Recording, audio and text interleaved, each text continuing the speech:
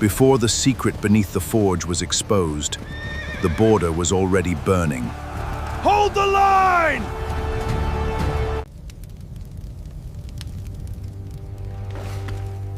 I know what's under your floor. What do you want? He didn't do it. Nobody wanted proof. They wanted it finished. Then prove it. You're the reason half my border reports don't add up. And you're the Alpha's son. But the man who found her would uncover a truth buried for 3 years. Corporal Rennick had walked the Blackthorn line for 11 years, and in all that time he had learned exactly one dependable truth about a wounded lone wolf found at the border after dark. They did not last the night. The cold took the ones the raiders' blades didn't, and by dawn there was nothing left to report but a shape in the frost and a name no one bothered to ask for.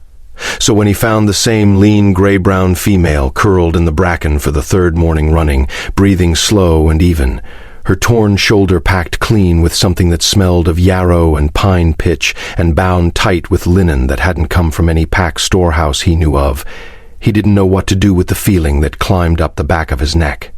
He said nothing to his captain. He said everything to his wife that night, low over the supper table, because some things were easier to believe once somebody else had heard you say them out loud. Someone was tending the border's wounded. Someone had been doing it for longer than 3 mornings. If he let himself think honestly about all the strays who'd survived far past their odds these last 2 winters. And whoever it was had no interest, none at all, in being found.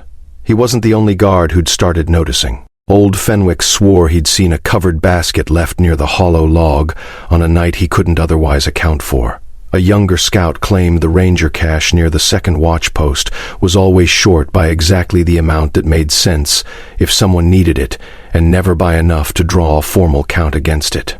Nobody put the pieces together out loud, because putting pieces together out loud in Emberfall Hollow tended to end with a council summons, and whoever was doing this clearly had reasons of their own for staying unnamed. Rennick, for his part, had decided somewhere in those 6 weeks that he'd rather protect the mystery than solve it. Some things, he told his wife, are better left as evidence that the world still has a little mercy left rattling around in it. If you're new to this fire, welcome. We tell one story here, start to finish, every single time, and this one earns its ending, so settle in for the whole thing.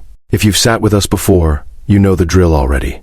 Hit follow before the next scene, because the moon doesn't slow down for anyone who wanders off partway through. Marlow Vantry had a rule she'd kept since she was 19 years old, and it had nothing to do with wolves. It was this: work with your hands until the ache in your chest quiets down enough to think straight, and if it doesn't quiet down, keep working anyway. Her forge sat at the crooked edge of Emberfall Hollow, close enough to the last row of houses to be counted part of the pack, and far enough from the center of it that most days no one bothered her before noon. The building had been her father's, and before that, his father's, 3 generations of Vantry hands shaping blade and buckle and horseshoe for a pack that had never once, as far as Marlow could tell, thanked any of them properly for it. She didn't mind the quiet. She'd built a life around it the way another woman might build a life around a husband or a title, deliberate and load-bearing, meant to hold weight. The forge smelled the way it had always smelled, char and hot iron, and the particular sweetness of the pine she burned because it threw better sparks than oak. She kept the shutters open in the morning so the smoke could clear and closed them by afternoon so the neighbors couldn't see past her work table to the trapdoor beneath it, the one that led down into a root cellar that had never in its life held a single root vegetable. She'd learned to hammer loud enough to cover the sound of the ladder. She'd learned to time her deliveries of bread and water to the hour when the hollow was busiest elsewhere, market day mornings and council evenings, when nobody had spare attention to notice a woman with a covered basket, walking the long way around to her own back door. Emberfall Hollow woke early and slow, the way border towns did when half the pack kept watch shifts through the night and the other half worked land that didn't care whose turn it was to be tired. Marlow knew the rhythm of it the way she knew the weight of her own hammer. The baker's boy who ran the same route past her window every morning, with the same loaf tucked under his arm for old Macy down the lane. The 2 guards who traded posts at the eastern gate at the exact moment. The light turned from gray to gold, the particular creak of Tamsin's cartwheel that meant the healer was making her rounds and would, more often than not, stop in to trade a jar of salve for whatever blade needed truing that week.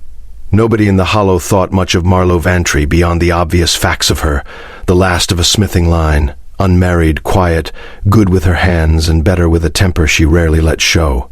She had spent 3 years cultivating exactly that impression, unremarkable on purpose, because unremarkable was the only kind of woman nobody thought to watch closely. Bryn had grown, in his 3 years underground, into someone who read more than he talked, and Marlow kept him supplied with whatever books she could trade for at the market, without drawing questions about why a blacksmith needed so many.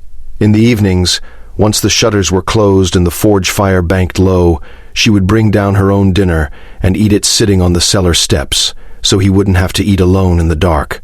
And they would talk quietly about nothing that mattered and everything that did, the way people talk when the only safe room left to them is the one they've built entirely out of trust in each other. Her brother Bryn had been living beneath her floorboards for 3 years, and in 3 years, Marlow had not once let herself imagine what her life would look like if she stopped being careful, even for a single afternoon. He hadn't burned the grain stores. She knew it the way she knew the weight of a hammer before she picked it up, not as a hope, but as a fact settled so deep in her bones, it no longer needed proving to herself, only to everyone else. And everyone else had already decided 3 years ago that a 19-year-old boy caught running from a fire he swore he'd only discovered was reason enough to strip him of pack and name and send him into the Blackthorn woods to die of exposure or worse. He hadn't died. He'd come home instead, 3 nights later, starved and silent, and scratched twice at the back door the way he had when they were children, and he didn't want to wake their mother. Marlow had let him in, and never once, not for a single hour since, considered turning him back out. She fed the wolves at the border for the same reason she fed her brother in secret. Because someone had once done it for her, in a winter she didn't like to think about, and because the alternative to mercy had never once struck her as a real alternative at all. Tonight's wolf was smaller than most, ribs showing through a coat gone patchy with mange and worse, curled in the hollow log at the tree line where Marlow left her parcels twice a week without fail. She knelt beside it slowly, the way you knelt beside anything wild and frightened, and let it smell her hands before she touched the wound along its flank. Not a raider's cut. A trap, most likely, the kind the Hollow riders set along the disputed ground to catch anything that moved, wolf or deer or careless soldier. She worked in silence, salve first, then linen, murmuring nothing because the wolf didn't need her voice, only her stillness, and stillness had never cost Marlow anything she wasn't already willing to spend. The wolf let her finish the binding, and when she finally sat back on her heels, pressed its head briefly against her knee, before limping off into the dark toward whatever den it called home, and Marlow allowed herself, for exactly as long as it took the animal to disappear into the tree line, the small private satisfaction of having done, once more, the only thing that had ever felt like it mattered. She would think of that wolf again months later, in a season she couldn't yet imagine from where she knelt, and she would understand only then how much of what came after had started in that single unremarkable act of kneeling in the frost for a creature that couldn't thank her. She never saw the man watching from the ridge above the tree line. Not that night. Thorne Calder had been home 11 days, and every one of them had felt like standing in a house he used to live in, admiring the furniture, unable to remember which chair had been his. 3 years leading the border war band against the Hollow riders did that to a man, he'd been told, though no one had told him what to do about it once the leading was finished and the coming home began. His father, Alpha Garrick Calder, had aged a decade in 3 years and wanted to hand him the mantle before winter, and Thorne had spent 11 days finding reasons the timing wasn't right, because the truth, the actual truth he hadn't said aloud to anyone, was that he no longer trusted himself to lead anyone toward anything good. He'd led 200 men into the Ashgate campaign. He'd led 40 of them home. His father had greeted him at the gate on the day he returned with an embrace that lasted a beat too long to be simple welcome. And that night, over a supper neither of them finished, Garrick had said the thing Thorne had been dreading since the road first came into view. "You'll need to take the mantle before the snow sets in," he'd said, not unkindly, the way a man says a true thing he wishes weren't true. "I'm tired, Thorne. Not sick, Not dying, just tired in a way that doesn't lift with rest anymore. And this pack needs a leader who still has the will in him that I've spent 40 years spending. Thorne had said he understood, because he did, and had said nothing about the part where he no longer trusted the will in himself either, because that admission felt too much like handing his father one more burden to carry in his last good years, and Garrick had carried enough. The border patrols had brought him a puzzle instead of a war, and against his better judgment, he found the puzzle a relief. Wounded strays surviving past their odds. Supplies missing from the ranger caches in small, careful amounts, never enough to be theft, always exactly enough to matter. A guard named Rennick, who wouldn't look him in the eye when asked directly whether he'd noticed anything unusual along the Blackthorn line. Someone was breaking pack law, quietly, consistently, for reasons Thorne couldn't yet name, and every instinct sharpened by 3 years of reading a battlefield told him that whoever it was close, close enough to walk to. Close enough that when he finally climbed the ridge above the tree line at dusk on the 12th night and saw a lone figure kneeling over an injured wolf with the unhurried competence of someone who had done this 100 times before, he understood, watching her hands move, that he had found exactly what he was looking for, and somehow not what he'd expected at all. She didn't startle when he finally spoke from the tree line, only went still in the particular way of someone deciding, in the space of one breath, whether running was worth the energy. "You're the Alpha's son," she said, not a question, before he'd said a word about who he was. "And you're the reason half my border reports don't add up. I don't know what you mean. You do." He came down off the ridge slowly, hands visible, the way you approached anything wild and unwilling to be caught. "I'm not here to report you." "Then why are you here?" "Because I wanted to know who." He crouched a careful distance from her and the wolf both, close enough to see the wound she'd already dressed, the linen bound with a competence that told him this wasn't the first time. "And now that I do, I find I still want to know why." Marlow looked at him for a long moment, weighing something he couldn't read, and then went back to tying off the linen, as though the Alpha's heir crouched 3 feet away were no more remarkable than the wind. "Because nobody did it for the last one," she said, "and somebody should." He didn't ask her name that night. He found it out the next morning, from Rennick, who supplied it with the particular relief of a man glad to finally be believed, and spent the rest of the day telling himself the matter was settled, that he'd confirm his suspicion to his father, and let the council decide what, if anything, to do about a woman feeding the border's strays against pack law. He did not do this. He told himself it was because winter was coming, and the Hollow Riders were pushing harder along the disputed ground, and there were more urgent matters for the council's attention. He knew, even as he told himself this, that it wasn't the whole truth. The whole truth had her hands in it, steady over an animal that trusted her without needing to be told to. He found reasons to pass the forge. He told himself the reasons were good ones: a hilt that needed reseating, a blade that had gone dull somewhere in the Ashgate campaign, and never been properly resharpened since, and Marlow, for her part, never once asked why the Alpha's heir suddenly needed so much smithing done, on tools that had clearly been well maintained his entire life. She simply worked, and let him sit on the bench by the door while she did, and after the 3rd visit, stopped pretending she minded the company. "You don't talk like a soldier," she told him once, not looking up from the blade she was straightening. "What do soldiers talk like? Like they're still counting something. You don't count when you talk, you just say it." He turned that over longer than the comment probably warranted. "Maybe I'm tired of counting." "Then stop. It isn't that simple." "No," she agreed, setting the blade aside to cool. "It rarely is. But you said it like it might be for a second there. That's something." They fell, over the following weeks, into a rhythm neither of them named out loud. He came in the evenings, after his father's council sessions, still faintly wearing whatever argument had taken place in the great hall that day, and she let him sit with it in silence until he was ready to set it down. She told him, slowly and without drama, about her father, about the forge's 3 generations, about a mother who died young and a winter Marlow didn't like to discuss in detail but mentioned once, briefly, in a way that told him there was a story there she wasn't ready to finish. He told her about Ashgate, the parts he could say aloud, the men whose names he still recited some nights before sleep, so he wouldn't let himself forget them. Neither of them reached for the other. Both of them noticed, increasingly, when the other left the room.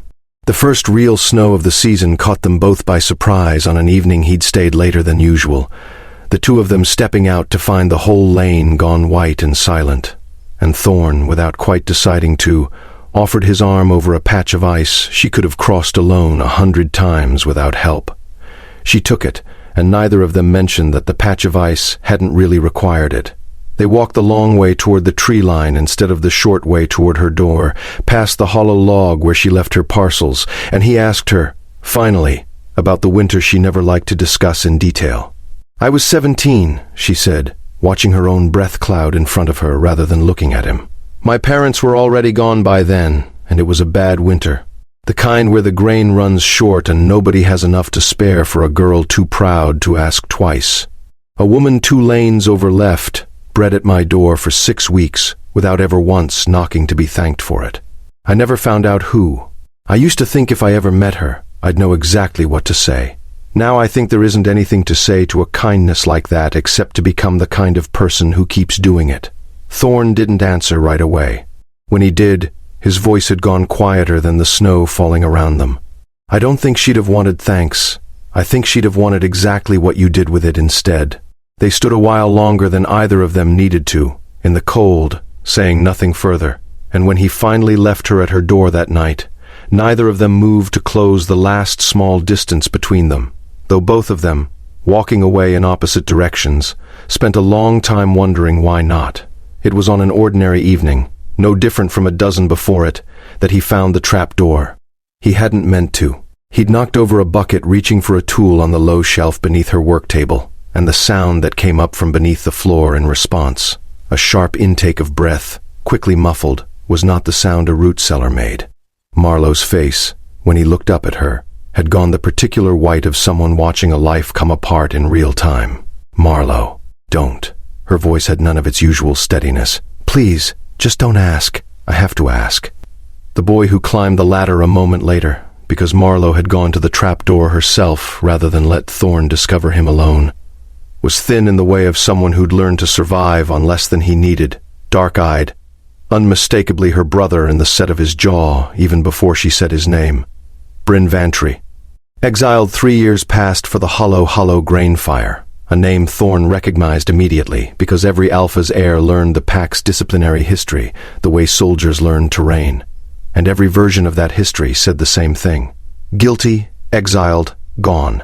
He didn't do it, Marlow said, before Thorne could speak, before Bryn could speak, before anyone in that room could reach for the easier, more damning conclusion.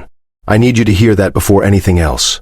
He didn't do it, and I have spent 3 years hiding him because the alternative was watching him die in those woods for something he never did." Thorne looked between them for a long moment, the weight of what he now knew, settling into something with real consequence. Harboring an exile was not a small offense. It carried its own exile, sometimes worse, and he had spent 3 years learning exactly how unforgiving pack law could be when it wanted to be. "Prove it," he said finally, quieter than either of them expected, "and I'll believe you, both of you. But I need something more than your certainty to bring to my father, because certainty won't save either of you if this comes out any other way." Bryn's laugh, when it came, had no humor in it at all. "I've been trying to prove it for 3 years. Nobody wanted proof. They wanted it finished." "I want it finished properly," Thorne said. "That isn't the same thing. If you're still with us, this is the part of the story where I'd normally ask you to hang on a little longer, because it's about to get harder before it gets better, the way these things always do. So take a breath, hit subscribe if you haven't yet so you don't miss where this lands, and let's keep going, because Marlow isn't the only one about to find out how much a secret costs once it stops staying hidden. The Hollow Riders struck the Eastern Watch Line 3 nights later, the worst raid the border had seen since Thorne's return, and though the damage was contained by dawn, 2 guards wounded and a grain wagon lost to the tree line, the council hall afterward was loud with the particular fear that comes when a threat everyone had allowed themselves to underestimate proves it hasn't gone anywhere at all. Thorne spent 2 days at the Eastern Line reorganizing the watch rotations, sleeping in snatched hours against a supply crate, and it was during those 2 days, with his attention pulled entirely elsewhere, that Roswell finally made his move. The proof, when it finally surfaced, did not come from Bryn at all, and it did not come easily. Roswell Dreven had been circling the edges of Thorne's return since the day he arrived, the particular circling of a man who has spent 3 years believing an absence was permanent, and now has to recalculate everything around its ending. He was Garrick's nephew, close enough in blood to have spent his whole life half a step from the succession, and never quite close enough to claim it outright. And 3 years of Thorne's absence had let that half step grow into something Roswell had started calling, privately, a possibility. He had not enjoyed watching the possibility close back up the moment Thorne walked through the gate. It was Roswell's man, a border scout with a gambling debt Roswell had quietly covered in exchange for information, who spotted Bryn slipping out from behind the forge one moonless night to check a snare line, and it was Roswell who understood immediately what he was looking at, and exactly what it was worth. He came to the forge alone, 3 days later, while Thorne was occupied at the Northern Watch, and Marlow was hoping, as she always hoped, that the hours between dusk and full dark would pass without incident. "I know what's under your floor," he said, without preamble, standing in her doorway with the particular ease of a man who believes he has already won. "I could take that to the council tonight. Your brother's exile would be the least of it. Harboring carries its own sentence, and I don't imagine you've forgotten what that costs. What do you want?" "I want Thorne to remember where his loyalties belong before this pack hands him a mantle he spent 11 days trying to avoid wearing." Roswell's smile had nothing warm in it. "Convince him to step back from the succession, quietly. Let it come to me, the way it should have 3 years ago while he was off getting good men killed at Ashgate. Do that, and your brother stays exactly as invisible as he's been for the last 3 years. Refuse, and I go to the council tonight, and I imagine the story writes itself rather cleanly after that." Marlow said nothing for a long moment, turning the blade in her hands, not because it needed attention, but because her hands needed somewhere to put the fury climbing up through her chest. "You set that fire," she said finally. "Not a question, the way certain truths arrive all at once when you've spent 3 years almost seeing them and refusing to look straight on. 3 years ago, the grain stores, it was never Bryn at all." Something flickered across Roswell's face, there and gone, but Marlow had spent a lifetime reading exactly that kind of flicker in the men who brought her their blades to mend, the ones who'd nicked themselves lying about how the damage happened. "That's a serious accusation to make with no proof behind it. I don't need proof to know it. I only need it to make you answer for it. Then I suggest you find some," Roswell said, already turning for the door. "Before I decide the council needs to hear about your brother tonight, instead of waiting for whatever answer you give me tomorrow." She told Thorne everything the moment he returned, because 3 years of careful silence had taught her exactly how much a secret cost once someone else held it over her, and she had decided, somewhere in the hours since Roswell left, that she would rather lose everything by telling the truth than lose it slowly by protecting a lie that wasn't even hers to protect. Thorne listened without interrupting, and when she finished, his face had gone very still in a way she was learning meant he was choosing his next words with more care than usual. "He set the fire," Thorne said, "to cover something. Roswell doesn't threaten from strength. He threatens when he's already exposed and hoping no one looks closely enough to notice. What was he covering? I don't know yet, but I intend to find out, and I intend to do it before he brings anything to my father, because I would rather this truth arrive on our terms than his." Thorne came to the forge the morning after Roswell's visit with a plan already forming. The particular focus Marlow had learned meant he'd stopped seeing the ceiling of a problem and started seeing its floor instead. "We can't fight an accusation with an accusation," he told her, pacing a tight line between her work table and the cold forge. "Roswell's counting on this becoming a matter of whose word carries more weight in that hall, and my word will always carry more than yours, which is exactly why he's certain you'll fold rather than risk it. We need something that isn't anyone's word at all. A fire 3 years old doesn't leave much behind to find. Fires don't, debts do." He stopped pacing. "A man doesn't cover a gambling debt that size without leaving a mark somewhere, on his ledgers, on his creditors, on his own body if he was careless enough to be standing too close to what he set alight. Somebody in this hollow saw something 3 years ago and didn't know what they were looking at yet. It was Tamsin, the pack's healer and the only person besides Marlow who had ever fully earned Bryn's trust, who found the thread that unraveled the rest of it. She remembered, 3 years on, treating Roswell for a burn along his forearm the very week of the grain fire. A burn he'd claimed came from an overturned kettle, and she remembered, because healers remember these things the way smiths remember the weight of a hammer, that the pattern of it had never sat right with a kettle at all. Kettle burns didn't run in that particular sweeping arc, the kind a man got reaching too close to a fire he'd set and misjudged the size of. She had said nothing at the time because she'd had no reason to say anything. Now she had every reason in the world. The ledger came from Bryn himself, retrieved from a hiding place he'd kept even through 3 years of exile, proof he'd been trying to make someone listen to since the night it happened. A page torn from the grain store's accounts, showing a shortage in the reserve that predated the fire by 2 months, a shortage Roswell had been quietly siphoning to cover gambling debts he could not otherwise explain, and a fire that would conveniently erase any evidence of exactly how much grain had gone missing and where. The council fire burned high the night the truth finally came to sit in front of everyone at once. The whole hall had gathered, more out of the raid's lingering unease than any announcement of what was coming, and Marlow stood near the back beside Bryn with her hand closed hard enough around his sleeve that he finally reached over and pried her fingers loose, one at a time, the way he had when they were children, and she'd needed something to hold on to. That wasn't the fear itself. Alpha Garrick listened to Tamsin's account of the burn, the sweeping arc of it that no overturned kettle had ever made in her years of treating exactly that kind of injury. He listened to Bryn's account of the ledger, the torn page he'd carried through 3 years of exile because some stubborn part of him had never stopped believing a night would come when someone was finally ready to look at it properly. He listened to Thorne's account of Roswell's visit to the forge, the threat laid plainly against a woman who had never once broken pack law for her own benefit, only for someone else's survival. When Garrick finally turned to look at his nephew, the silence that settled over the hall carried more weight than any accusation could have managed alone. "Is it true?" Garrick asked, and there was an old grief already sitting in the question, the grief of a man who had raised this nephew alongside his own son and never once imagined arriving at a night like this one. Roswell did not deny it, in the end. There was, by that point, nothing left to deny. Nobody dragged him through the square for it. Garrick's judgment when it came was severe but not cruel: restitution for the grain, formal removal from any claim to succession, exile of his own to a distant branch of the pack, where he could do considerably less damage to anyone's inheritance.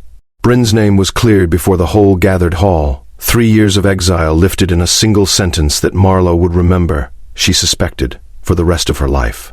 He did not ask to be welcomed back with fanfare. He only asked, quietly, if he could finally walk through the front door of his own home instead of climbing up through the floor of it, and Garrick, watching the boy who'd survived 3 years of exile for a crime he never committed, said yes before anyone else in the hall had finished drawing breath. Winter came properly a few weeks later, the first real snow settling over Emberfall Hollow, and Thorne found Marlow at the forge on an evening when the shutters were open, and the smoke rose clean and unhidden into a sky, finally, not something either of them needed to be careful around. "My father wants an answer about the mantle," he said, sitting on the bench by the door the way he had 100 times before, though something in the way he said it now carried less weight than it once had. "And what will you tell him?" "That I'll take it, properly this time. Not because I've stopped counting the men I lost, but because I think I finally understand what I'm supposed to be doing with the counting, instead of just carrying it around." He watched her set down her hammer, watched the particular stillness that came over her whenever she was about to say something she'd been considering longer than she wanted to admit. "I don't want to walk into that alone, Marlow. You have your father, your pack. I want you." He said it plainly, the way she said most things herself, no performance in it, only the truth laid flat on the table between them. Not as some quiet arrangement kept out of sight, not as a secret anyone has to protect. "I want to stand in that hall and tell every person in it that the reason I finally know how to lead is because a woman at the edge of this pack showed me what mercy looks like when nobody's watching to reward it."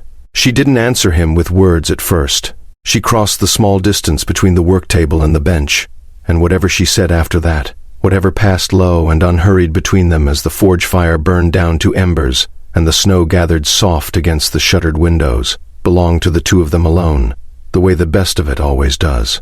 They were mated beneath a full moon in early spring, in the clearing behind the forge rather than the great hall, because Marlow had asked for it plainly, and Thorne had never once considered refusing her anything she asked for plainly.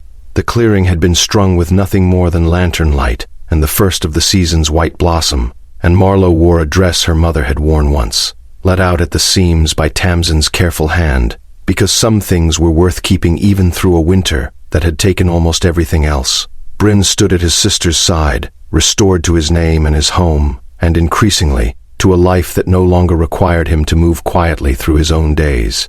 Tamsin stood near the fire, already crying before either of them had said a single vow.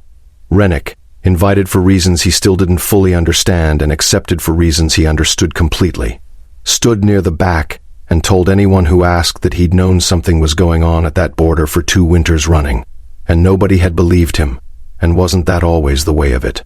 Garrick spoke the old words over them himself, his voice steadier than it had been in months, and when Thorne finally said the last of his own vows, quiet and unhurried in a way that would have startled the soldier he'd been 3 years earlier, Marlow understood that the counting he'd once carried like a wound had become, somewhere in the space of 1 winter, something closer to gratitude instead. Some stories end with a crown changing hands. This one ends the way it began, with a woman who never once asked for recognition, tending to something wounded because tending to it was simply who she was, and a man who learned, watching her do it, that the truest kind of leading has very little to do with being seen and everything to do with who you become when you're certain no one's watching at all. Thank you for staying by this fire until the very end. I know Marlow isn't the kind of woman these stories usually put at the center. She doesn't wait by a window for anyone to come find her. She works with her hands until the ache quiets, and when it doesn't quiet, she works anyway. And somewhere in all that steady, unglamorous mercy, she builds a life worth someone finally noticing. I think that's exactly why this one stayed with me long after I finished writing it down. If it found its way to you tonight, I'd love to know which part of it settled in your chest, so leave it in the comments, and let's talk about it. And if you haven't yet, subscribe, because there's always another fire waiting to be lit around here. Another story about someone who chose kindness long before anyone was watching to call it brave. Until next time.